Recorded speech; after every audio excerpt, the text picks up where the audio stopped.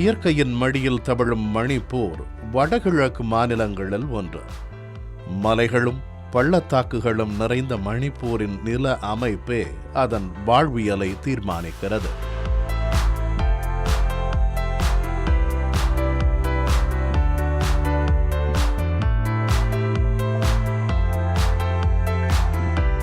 மணிப்பூரின் மொத்த நிலப்பரப்பில் 10 விழுக்காடு மட்டும்தான் சமவெளி பகுதி. மற்ற அனைத்தும் மலைப்பகுதிகள்தான். உண்மையில் மணிப்பூரின் வேறாக இருப்பது மலைப்பகுதிகள்தான். மலைகளின் மைந்தர்களாக பழங்குடி மக்கள் இருக்கிறார்கள். ஏராளமான பழங்குடி சமூகங்களை கொண்டிருக்கும் மணிப்பூர் இப்போது பற்றி எரிந்து கொண்டிருக்கிறது.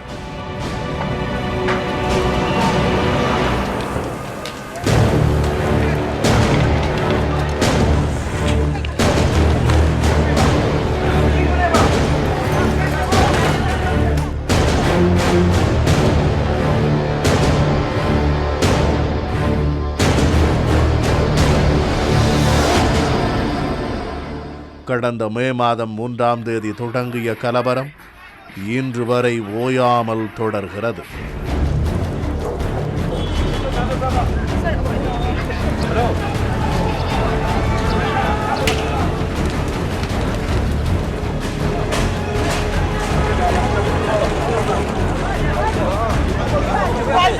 தீயின் அனலை குறைத்து விடாமல் இருக்க அவ்வப்போது கிளறி விடுவது போல வீடுகள் தீக்கிரையாக்கப்படுவதும் சூறையாடப்படுவதும் அங்குள்ள மக்களை வாழ விடாமல் ஓட வைத்து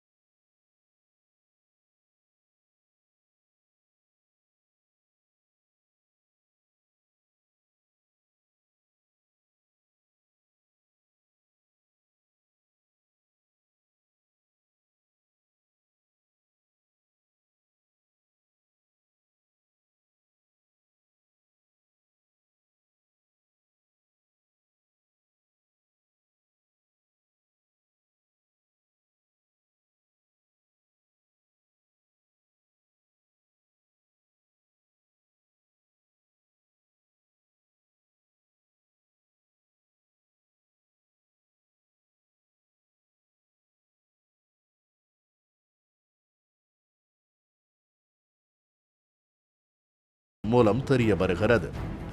இந்தியாவில் அதிக அளவில் பாப்பி செடிகளை விளைவிக்கும் மாநிலங்களில் மணிப்பூர் முதலிடத்தில் இருக்கிறது. அருகில் உள்ள மியான்மர் நாட்டிலிருந்து மணிப்பூர்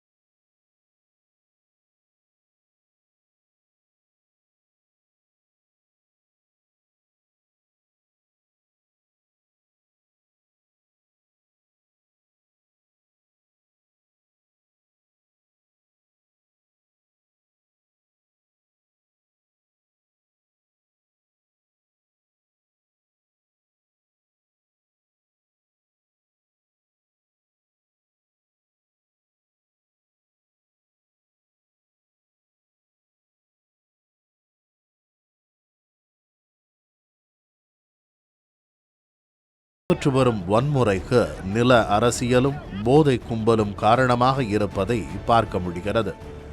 பாப்பி வளர்ப்பது சட்டவிரோதம் என்பதால் அதனை அழிக்கும் விதத்தில் ஏராளமான குக்கி இன மக்களை முதலமைச்சர் பிரேன் சிங் தலைமையிலான அரசு கைது செய்திருக்கிறது. இதில் பலரும் அப்பாவி மக்கள் என்கிற குற்றச்சாட்டும் இருக்கிறது.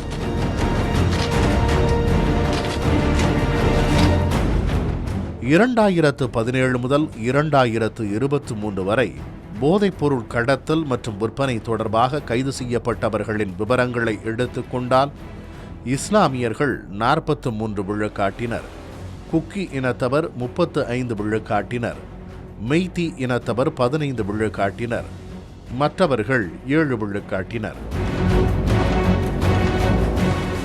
2017ஆம் ஆண்டிலிருந்து இதுவரை 15,500 ஏக்கர் அளவிற்கான பாப்பி நிலங்கள் அழிக்கப்பட்டுள்ளதாக மணிப்பூர் மாநில அரசு தெரிவித்துள்ளது. அழிக்கப்பட்ட பாப்பி தோட்டங்களில் இருந்து வெளியேறியவர்கள் மாற்று விவசாயத்துக்கும் மாறியிருக்கிறார்கள். இவர்களிடம் பேசிய போது பாப்பி வளர்ப்பில் மிகப்பெரிய லாபம் கிடைத்த போதும் அதிக ஆபத்துகளை எதிர்கொண்டதாக கூறுகிறார்கள். சிறு வயதிலிருந்தே பாப்பி விவசாயத்தில் ஈடுபட்டு வந்துள்ளோம். அதில் மிகப்பெரிய லாபம் கிடைக்கும் என்றாலும் உயிருக்கு உத்தரவாதம் இல்லை. எங்களது குழந்தைகள் பலரும் போதைப் பொருள் பழக்கத்திற்கு அடிமையானது எங்களுக்கு வேதனையை கொடுத்தது. அதனால் ஒரு காவல்துறை அதிகாரியின் அறிவுரையின் பேரில் பாப்பி விவசாயத்திலிருந்து வெளியேறினேன். கடந்த 2 வருடமாக வாழைப்பழம் விவசாயம் செய்து வருகிறேன். பாப்பி விவசாயத்தால் எனது சகோதரனை நான் இழந்தேன். பாப்பி தொழில் செய்யும் போது தினமும் நிம்மதியாக உறங்க முடியாது. ஆனால் தற்போது நிலைமை மாறி உள்ளது. நாங்கள் பாப்பி விவசாயத்தில் இருந்து வெளியேறி 2 வருடம் ஆகிறது.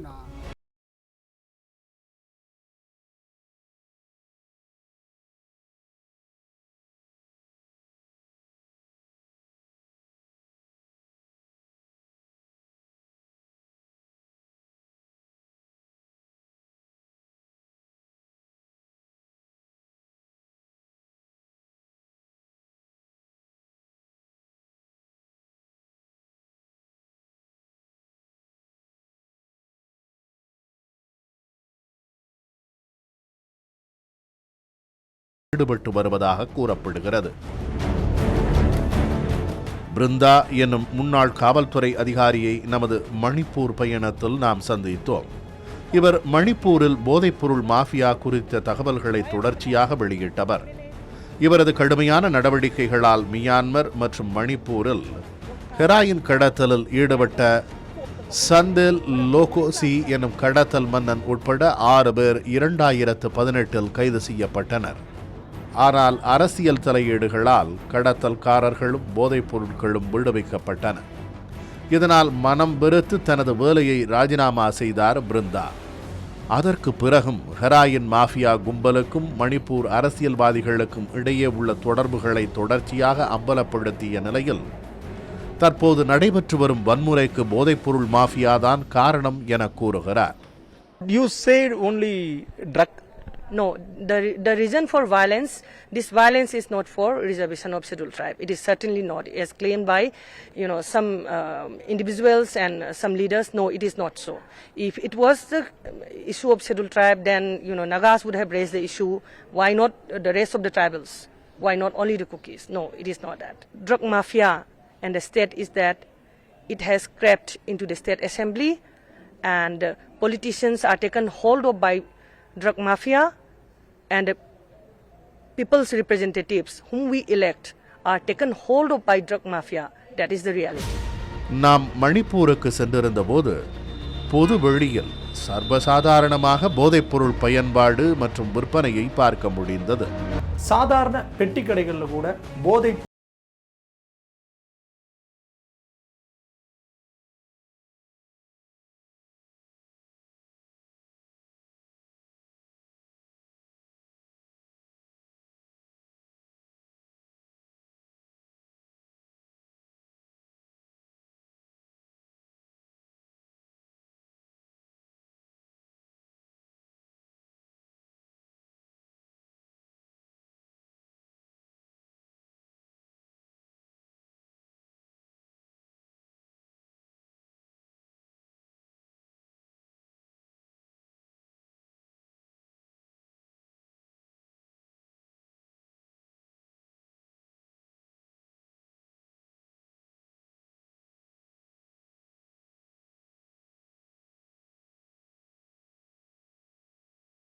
நடத்தும் நாடாக மியான்மர் உள்ளது.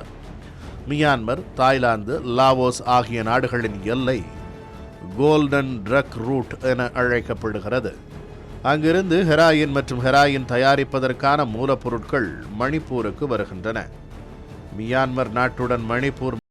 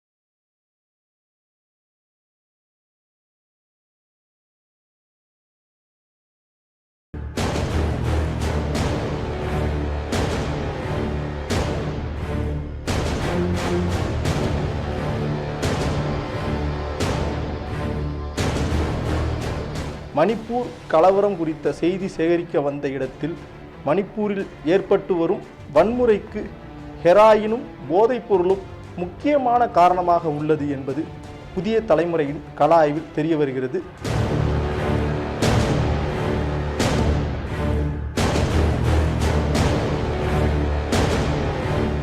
ஹெராயின் தயாரிக்கிறதுக்கான மூலப்பொருளான பாப்பி செடிகள் மணிப்பூர் மாநிலத்தில் பல பகுதிகளில் இன்றும் வளர்க்கப்பட்டு வருகின்றன. இந்தியாவிலேயே அதிக அளவில் ஹெராயின் உற்பத்தி செய்யும் மாநிலங்களில் ஒன்றாக மணிப்பூர் திகழ்கிறது. இதனால்தான் 14 வயது சிறுவர்களும் சர்வசாதாரணமாக ஹெராயினை மணிப்பூர் வீதிகளில் பயன்படுத்துவதை நம்மால் பார்க்க முடிகிறது. மேலும் இந்தியாவிற்கு வெளியே இந்தியாவிலும் பல மாநிலங்களில் நாள்தோறும் நூற்றுக்கணக்கான கிலோ ஹெராயின்கள் மாஃபியா கும்பல்கள் மூலம் கடத்தப்படுவதாக கூறப்படுகிறது. இப்படிப்பட்ட ஹெராயினை ஒழிக்க வேண்டியது கண்டிப்பாக அரசாங்கத்தினுடைய கடமையாக திகழ்கிறது.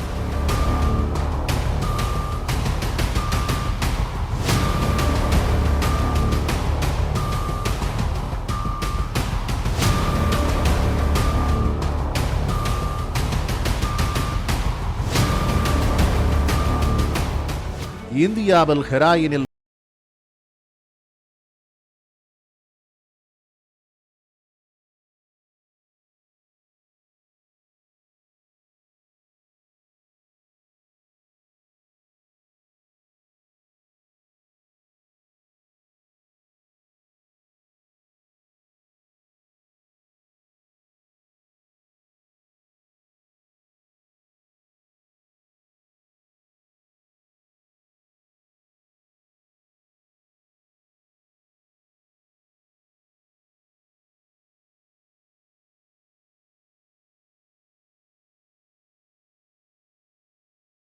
இதை மக்கள் முன்பும் அரசாங்கத்தின் முன்பும் வெளிச்சம் போட்டு காட்டுவதற்காகத்தான் இந்த 2 குப்பி ஹெராயினை புதிய தலைமுறை வாங்கியது. அதை மக்கள் முன்பே அளிக்க வேண்டியதும் நமது கடமையாக உள்ளது.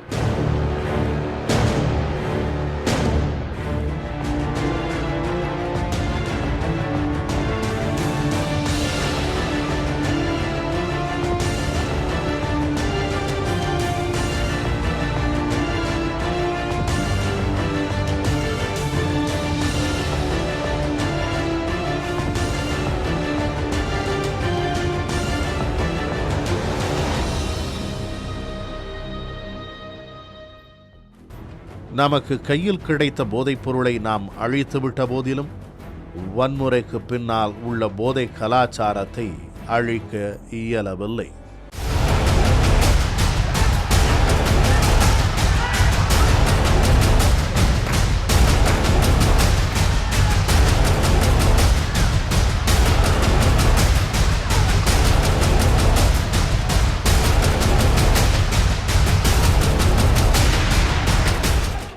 மணிப்பூரை பொறுத்தவரை மலைப்பகுதிகளில் உள்ள நில உரிமை குக்கி மற்றும் நாகா உள்ளிட்ட பழங்குடியின மக்களுக்கு மட்டுமே இருக்கும் நிலையில் மெய்தி மக்களையும் பழங்குடியினர் பட்டியலில் சேர்த்துவிட்டால் அவர்களுக்கும் நில உரிமை கிடைப்பதோடு மட்டுமின்றி பாப்பி செடிகள் மூலம் கிடைக்கும் லாபமும் வசமாகும் என்பதே இதன் பின்னால் உள்ள மிகப்பெரிய அரசியல்.